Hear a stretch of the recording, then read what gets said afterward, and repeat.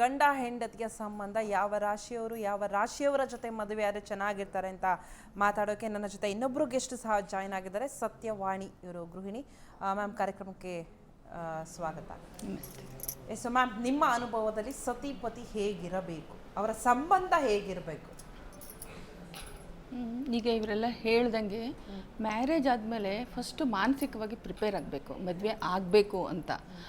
ಆದಮೇಲೆ ಅವ್ರು ಏನಾಗುತ್ತೆ ಅಂದರೆ ಒಂದು ಅಡ್ಜಸ್ಟ್ಮೆಂಟ್ ಮಾಡ್ಕೋಬೇಕಾಗತ್ತೆ. ಅದು ಮೆಂಟಲಿ ಯಾವಾಗ ಪ್ರಿಪೇರ್ ಆಗಿರ್ತೀವೋ ಅವಾಗ ಸಕ್ಸಸ್ಫುಲ್ ಮ್ಯಾರೇಜಸ್ ಆಗುತ್ತೆ. ಈಗ ಜಾತಕ ಅವರು ಹೇಳಿದ್ದಾರೆ ಎಷ್ಟೆಲ್ಲ ಜಾತಕಗಳು ಕೂಡಿದ್ರೇ ಆಗುತ್ತೆ ಅಂತ. ಹಳೆ ಕಾಲದಲ್ಲಿ ತುಂಬ ಜಾತಕ ಕೂಡಿರೋರ್ದು ವಿಧವೆ ಆಗಿರೋರು ಚಾನ್ಸಸ್ ನಾವು ತುಂಬ ಜನ ನೋಡಿದ್ದೀವಿ. ಜ್ಯೋತಿಷಿ ಮಕ್ಕಳೇ ನನಗೆ ಗೊತ್ತಿರೋರು ತುಂಬ ಜಾತಕಗಳು ನೋಡಿಕೊಂಡು 30-35 ವರ್ಷ ಆದರೂ ಮದುವೆ ಮಾಡ್ದಲೇ ಕೂರಿಸ್ಕೊಂಡು ಆಮೇಲೆ ಮದುವೆ ಮಾಡಿದ್ರೂ ಡೈವರ್ಸ್ ಆಗಿರೋ ಅಥವಾ ವಿಧವೆ ಆಗಿರೋ ಚಾನ್ಸಸ್ಸು ತುಂಬಾ ನೋಡಿದ್ದೀವಿ. ಆದರೆ ಏನಾಗುತ್ತೆ ಅಂದರೆ ನಾವು ಮಾನಸಿಕವಾಗಿ ಪ್ರಿಪೇರ್ ಆಗಬೇಕು. ನಾವು ಗಂಡ ಹೆಂಡತಿ ನಾವು ಒಂದಾಗಿರಬೇಕು ಅಂತ ಯಾವಾಗ ಸಕ್ಸಸ್ಫುಲ್ಲಾಗಿ ಪ್ರಿಪೇರ್ ಆಗಿರ್ತಾರೋ ಆವಾಗ ಮ್ಯಾರೇಜ್ ಸಕ್ಸಸ್ ಆಗುತ್ತೆ. ಮತ್ತು ಈಗ ನಾವು ಹೇಳ್ತೀವಿ, ಈಗ ಯೋನಿಕೂಟ ಅಂತ ಅವ್ರು ಹೇಳಿದರು. ಈಗ ನಮ್ಮದೇ ಎಕ್ಸಾಂಪಲ್ ತೊಗೊಂಡ್ರೆ ನಮ್ಮ ಹಸ್ಬೆಂಡ್ ವೈಫು ನಾವಾಗಲೇ ಆಲ್ಮೋಸ್ಟ್ 30 ಇಯರ್ಸ್ ಆದ್ರೂ ನಾವು ಒಂದಿನ ಜಗಳನೇ ಮಾಡ್ಕೊಂಡಿಲ್ಲ, ಒಂದು ಅಡ್ಜಸ್ಟ್ಮೆಂಟ್ ಇಲ್ಲ. ಹೌದು ನೋಡಿದ್ದಾರೆ. ಇಲ್ಲ ನಮ್ದು ಅರೇಂಜ್ ಮ್ಯಾರೇಜೇ, ಜಾತಕ ನೋಡಿದ್ದಾರೆ. ಬಟ್ ಅದರಲ್ಲಿ ತುಂಬ 100% ಅಂತೂ ಮ್ಯಾಚಸ್ ಅಂತೂ ಇರಲಿಲ್ಲ. ಬಟ್ ನನಗೇನೋ ಒಂದು 20-21 ಅಂಕ ಬಂದಿದೆ ಅಂತ ಹೇಳಿದರು.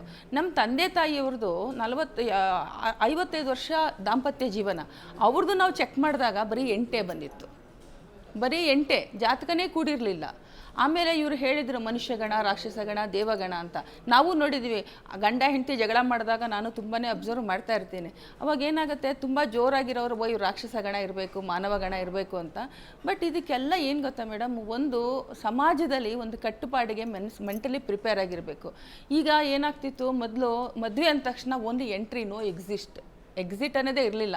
ಮದುವೆ ಆದಮೇಲೆ ಇವರು ಸಂಸಾರ ಮಾಡಲೇಬೇಕಾಗತ್ತೆ, ಗಂಡ ಎಂಥವನಾಗಲಿ ಹೆಂಡತಿ ಎಂಥವನಾಗಲಿ, ಸಮಾಜಕ್ಕೆ ಒಂದು ಹೆದರಿಕೆಯಿಂದ ಇತ್ತು. ಇವಾಗ ಯಾವುದೂ ಇರಲಿಲ್ಲ.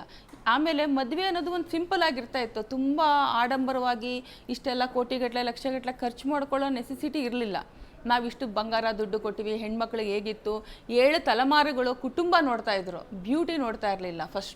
ಫಸ್ಟು ನೋಡ್ತಿದ್ದೆ ಏನಂದರೆ ಸಂಸಾರ ಮಾಡ್ತಾರಾ, 7 ತಲೆಮಾರು ನೋಡ್ತಾ ಇದ್ದಾರೆ, ಇವ್ರ ಅಪ್ಪ ಅಮ್ಮ ಅಡ್ಜಸ್ಟ್ ಆಗ್ತಾರಾ ಇಲ್ಲ, ಸಂಸಾರಕ್ಕೆ ಅಡ್ಜಸ್ಟ್ ಆಗ್ತಾರಾ ಇಲ್ವಾ ಅದನ್ನು ನೋಡ್ತಾಯಿದ್ರು. ಗುಣಗಳು ಮ್ಯಾಚ್ ಆಗ್ತಾ ಇತ್ತು. ಆ ಥರ ಗುಣಗಳು ನೋಡಿಕೊಂಡು ಇದು ಜಾತಕದಲ್ಲಿ ತಕ್ಕ ಮಟ್ಟಿಗೆ ಮ್ಯಾಚ್ ಮಾಡ್ತಾಯಿದ್ರು. 100% ಸಿಗೋದಂತೂ ಚಾನ್ಸಸ್ ಇರೋದಿಲ್ಲ.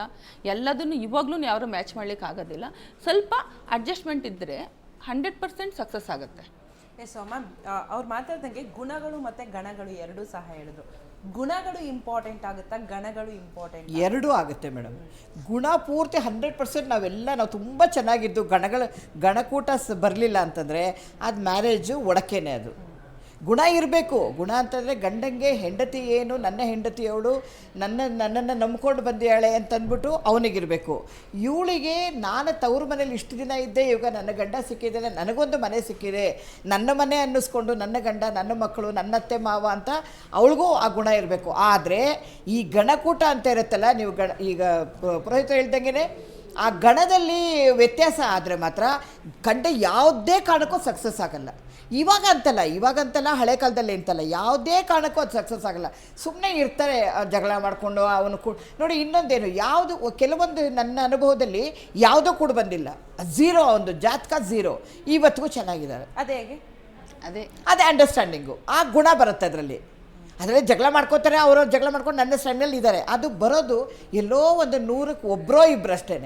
ಆದರೆ ಒಂದು ಜಾತಕ ನಾವು ಹೋದಾಗ ಜಾತಕ 100% ಕೂಡಿ ಬಂದಲ್ಲಿ ಮಾತ್ರನೇ ಅದು ಏನೇ ಒಡ್ಕೊ ಬರಲಿ ಅಲ್ಲಲ್ಲಿಗೆ ಸರಿ ಹೋಗುತ್ತೆ. ಅದು ಏನೇ ಗಲಾಟೆ ಮಾಡಲಿ, ಏನೇ ಜಗಳ ಮಾಡಲಿ, ಏನೇ ಒಂದು ಮನೆಯಲ್ಲಿ ಸಂಸಾರದಲ್ಲಿ ಏರುಪೇರಾದ್ರೂ ಅದು ಅಲ್ಲಲ್ಲಿಗೆ ಸರಿ ಹೋಗುತ್ತೆ. ಗಣಕೂಟ ಸರಿ ಬರಲಿಲ್ಲ, ಏಕನಾಡಿ ಸರಿ ಬರಲಿಲ್ಲ, ಜಾತಕ ಕೂಡಿ ಬಂದ. ಈಗ ಜಾತಕದಲ್ಲಿ ಇಷ್ಟು ಭಾಗ 36 ಭಾಗದಲ್ಲಿ ಇಷ್ಟು ಕೂಡಿ 18 ಭಾಗ ಕೂಡಿ ಬರಬೇಕು ಅಂತಾರೆ. 18 ಭಾಗದಲ್ಲಿ ನೀವು 6 ಭಾಗ 7 ಭಾಗ ಇವತ್ತು ಕೂಡಿ ಬಂದರೆ ಅದನ್ನು ನೋ ಸಕ್ಸಸ್. ಖಂಡಿತ ಅದಾಗಲ್ಲ. ಯಾಕಂದರೆ ನನ್ನ ಅನುಭವದಲ್ಲಿ ನಾನು 3 ಹೆಣ್ಣು ಮಕ್ಕಳು ತಾಯಿ ಆಗಿರೋದ್ರಿಂದ ನಾನು ಪ್ರತಿಯೊಂದರಲ್ಲೂ ಪಾಯಿಂಟ್ ಔಟ್ ಮಾಡಿ ನೋಡ್ತಾ ಇದ್ದೀನಿ. ಆಮೇಲೆ ಜ್ಯೋತಿಷ್ರು ಏನು ಮಾಡ್ತಾರೆ, ಈಗ ಗಂಡಿನ ಕಡೆಯವ್ರು ಏನು ಮಾಡ್ತಾರೆ, ನಾವು ನೋಡಿರೋ ಜಾತಕ ನಮಗೆ ಕೂಡ ಬರುತ್ತೆ, ಏಕನಾಡಿ ಅಲ್ಲ ಮಧ್ಯನಾಡಿ ನಾಡಿ ಚೆನ್ನಾಗಿ ಬರುತ್ತೆ, ಅಂಡರ್ಸ್ಟ್ಯಾಂಡಿಂಗ್ ಇರಲ್ಲ, ಗೃಹಮಿತ್ರತ್ವ ಇರಲ್ಲ, 0 ಗೃಹಮಿತ್ರ. ನೀವು ಗೃಹಮಿತ್ರತ್ವ 0 ಬಂದಾಗ ನೀವು ಮಾಡಿಕೊಂಡ್ರೆ, ಮದುವೆ ಮಾಡ್ಕೊಂಡು ಅದು 100% ನೋ ಸಕ್ಸಸ್. ನೀವು ಏನೇ ಮಾಡಿ ತಲೆ ಮೇಲೆ ತಲೆ ಬೀಳಲಿ, ನೀವು ಅವನು ಶ್ರೀರಾಮಚಂದ್ರನೇ ಆಗಿರಲಿ, ಇವಳು ಸೀತಾಮಾತೆನೇ ಆಗಿರಲಿ, ಅವರಿಬ್ಬರೇ ಇರಲಿ ಆ ಮನೆಯಲ್ಲಿ, ಯಾವುದೇ ಕಾರಣಕ್ಕೂ ಕೂಡ ಬರಲ್ಲ ಅದು. ಹಾಗಾಗಿ ಫಸ್ಟು ನಾವು ಜಾತಕ ನೋಡಬೇಕು. ಆಮೇಲೆ ಕೆಲವೊಂದು ಜಾತಿನಲ್ಲಿ ಜಾತಕ ನೋಡಿದ್ಮೇಲೆ ಇನ್ನೂ ನಂಬಿಕೆ ಇರಲ್ಲ, ದೇವ್ರ ಪ್ರಸಾದ ನೋಡೋಕೆ ಹೋಗ್ತಾರೆ. ದೇವ್ರ ಪ್ರಸಾದನೂ ದೇವರ ಅನುಗ್ರಹ ಇದೆಯಾ ಅಂತ ನೋಡಿ, ಜಾತಕ ಕೂಡ ಬಂದಿದೆ, ಜಾತಕದಲ್ಲಿ ಎಲ್ಲ ಓಕೆ, ಇಷ್ಟು ಭಾಗ ಕೂಡ ಬರುತ್ತೆ, ನಮಗಿಬ್ರಿಗೂ ಸ್ಯಾಟಿಸ್ಫ್ಯಾಕ್ಷನ್ ಇದೆ ಅಂತಂದಾಗ ಇಬ್ಬರು ಮಾತಾಡಿಕೊಂಡು ದೇವ್ರ ಪ್ರಸಾದ ನೋಡೋಣ, ದೇವ್ರ ಅನುಗ್ರಹ ಇದೆಯಾ ಅಂತ ನೋಡೋಣ.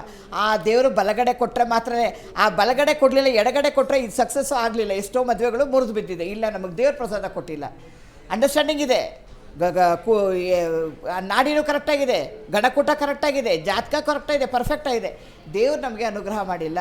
ಆದ್ರೂ ಸಕ್ಸಸ್ ಆಗದೆ ಇರೋವಂಥದ್ದು ಬೇಕಾದಷ್ಟಿದೆ.